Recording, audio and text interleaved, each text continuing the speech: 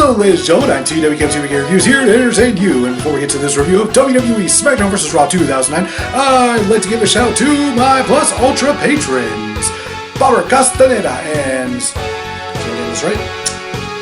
Professional Bacon Enthusiast, Ricky Relic. Alrighty then. Different strokes for different folks, I guess. Never consider myself exactly an enthusiast in that regard, but hey, if Barbara Castaneda can be a video game enthusiast, I guess Ricky Relic can be a bacon one. By the way, do you know that Relic is killer spelled backwards? Little known secret. Anyways, with all that being said, hold on, wait, just trying to get a thought. Yes, almost forgot. My buddy Greg has a book available on Amazon.com. New World by Greg Haynes. Go check it out. Now, with all that being said, roll that beautiful intro.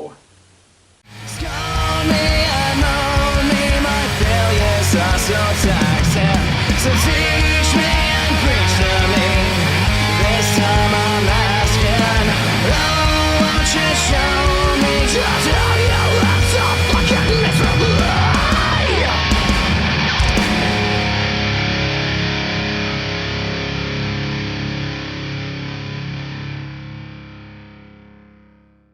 Time to get back to my young adult years and play some SVR 09. I'll be honest, the gameplay took a few minutes to get used to after playing some WWE 13 to 2K20 for the past several years. Quick grapples are done with the right stick, and you can perform strong grapples by holding the right bumper and tilting up or down on the right stick, which does start to feel natural after a while. But what about left or right? Well, doing that initiates a carry move, which is essentially motion controls without the actual motion controls. Another, interesting decision is the momentum system. After filling your meter by executing moves and or taunting, you temporarily gain a finisher. At this point, you can either hit your finisher or store a signature. Excuse my Portuguese, but this makes no fucking sense, and they kept this system going for a few years, from what I can recall at least. Every time you fill that bar, the game is incentivizing you to hit your finisher as soon as possible, and I am not 100% down for that. I like to take my time when I'm playing my wrestle games. One aspect I do enjoy is the more arcadey nature. You see, limb damage is literally the only indicator of a wrestler's health. Nice and simple. Also, they seem to sell a lot less than in later titles, thus keeping the pace a lot quicker. As for match types, there are a few. The ladder match is here, and I forgot just how much I absolutely hated these mechanics. Find the sweet spot. Oh yeah. How about you find the sweet spot of my Inferno match returns? I know that this is one that people miss, and once again, the goal is both nice and simple. Every time you hit a move, the temperature increases, and once it hits 300 degrees Fahrenheit, you drag your opponent over to the ropes, and if enough damage is done, then bing, bang, boom, they get hotter than Markiplier. Except probably not, because have you heard his voice? We also have Hell Ooh, never doing that again. Yeah. Ooh. Hey, remember when you could just leave the cell by kicking in the door? That was fun. How about, the fact that any wrestler in the game could do it, and you need to waste time adding this ability to exit the cell to the entire fucking roster? Yeah, good times. Now for some extreme times with the ECW Extreme Rules match, which is exclusive to the ECW Arena. And no, not the real ECW Arena in South Philly, but the sci-fi one. It's a fun enough match type with flaming weapons. What more could you want from an ECW mode? Definitely more loyal to the brand than Vince McMahon putting the belt on himself. And yeah, I said belt. Belt, belty belt. How about 2-on-2 regular rules tag team matches, players? I know that doesn't sound exciting, but 09 adds one feature that truly spices things up. The ever-famous Hot Tag. How this isn't a feature in literally every wrestling game ever made boggles my mind, and yet you can count how many games use it on one hand. One hand! Going back to the extreme, we have the dreaded Steel Cage match. We can win by slowly crawling to the door at the speed of a Monday Night Raw opening promo. Next, the Rad Roster. I haven't unlocked everyone yet, but I'm getting a nostalgic blast from seeing these guys. Carlito, Mr. Kennedy, Paul London, Jamaican Kofi Kingston, Chick Magnet era Miz, and of course my main man, my favorite from this era, CM motherfucking Punk. I'll be real right now, I still miss Punk. It's been over half a decade, but I'll still pop big time if that music were to hit in a wrestling venue. Albeit, in this game he's still using Kill Switch Engage, but since I'm playing on 360, he can enter the goddamn mud vein if I wanted to, and man, I miss custom entrance themes in video games. Now, for the main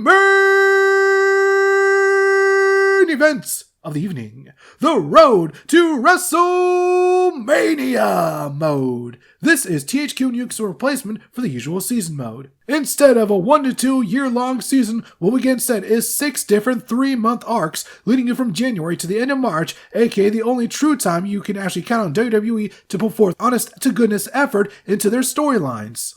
First up, representing Raw, is the King of COVID, Chris Jericho. His story revolves around a mysterious masked man trying to sabotage his journey to the WWE Championship, and Raw GM Shane McMahon doesn't seem to mind one bit, really. After eventually unmasking the perpetrator, it ends up being Randy Orton making one of his usual goofy faces.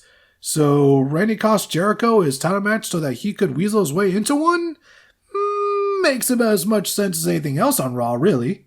We then defeat Orton at Mania, gaining property of one of the worst designed championships in the past 25 years.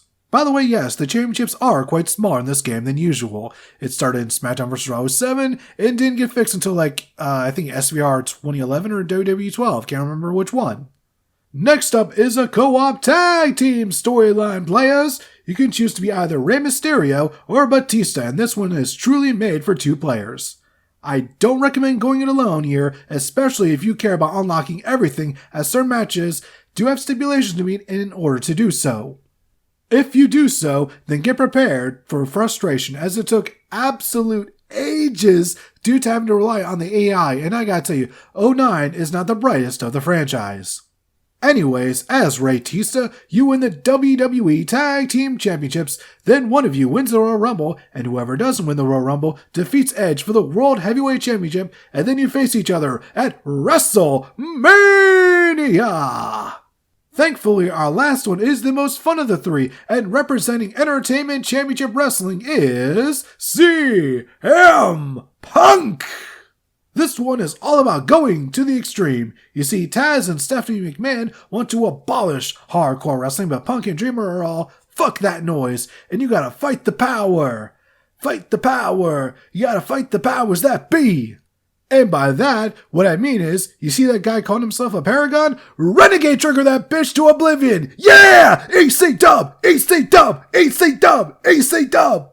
The storyline does not culminate with an ECW championship at Mania, however. Instead, it's a tag team match. Alright, I'll stop doing the Taylong voice or impression, that horrible thing. I'm not even good at it. Anyways, you do get to pick the stipulation, and I went with a tables match because hard drive space is precious, and I want to get this mode done ASAP. Afterwards, Punk challenges Dreamer to one more match with whatever the previous stipulation was, so through the table, Dreamer goes. We then get a rather nice passing of the torch moment from the innovator of violence, and we fade to black. While each storyline in and of itself may not be long, when you consider there are 6 different campaigns to go through, and they're all at least an hour and a half long, that is 9 hours minimum, which means you are getting your bang for your buck here. It should also be noted that the presentation is on point as well, with each show getting full pyro and ballyhoo, with the pay-per-views getting custom pyro, but retaining whatever brand theme you're currently playing through. It was here where I noticed that each arena has its own arrangement of fans. Either that or they're randomly generated. Either way, good choice! Speaking of choices, I do enjoy how each brand has their own commentary team and ring announcer. For those keeping score at home, that's 6 commentators and 3 announcers, which is double the amount of commentary and triple the announcers we've been getting for the longest of times in modern games. Man, it was really fun going back to an older WWE game. Back to when I still had a smidge of faith in the product to create new stars. Think of all the potential during this time that just wasn't capitalized upon. I'm getting too negative. If you got yourself a PS3, 360, or even a Wii, I'd recommend going back to this one. It may not be a perfect simulation, and this could easily just be my nostalgia talking, but I think most of you would like it. By the way, did I mention this game has one of the best soundtracks of all time? I mean, it's got Disturbed, Perfect Insanity, one of their OG songs from before they were even signed. Although it did take them a while to eventually release on album, but that's beside the point. Anyways, that's the video, ladies and gentlemen. Hope you all had a fun time enjoying it. I'd like to thank my Class 1B patron, Casey and more. For more information, I'd be a patron, patreon.com/TWK Reviews. That's patreon.com/TWK Reviews. Also, once again, plugging my friend Greg's book, New World, available on Amazon.com in both paperback and Kindle. Now, what am I going to do for my next video? I don't know. However, what I will say is, I hope you all stay safe during this pandemic. You know, put on your mascara and everything. Keep nice, safe, all that snazzy jazzy goodness. And after our next video, we have Retromania Wrestling. Ooh, yeah. Cannot wait for that one. I'm not sure why I did this pose. Do do do do do do do. I don't know. See you guys later.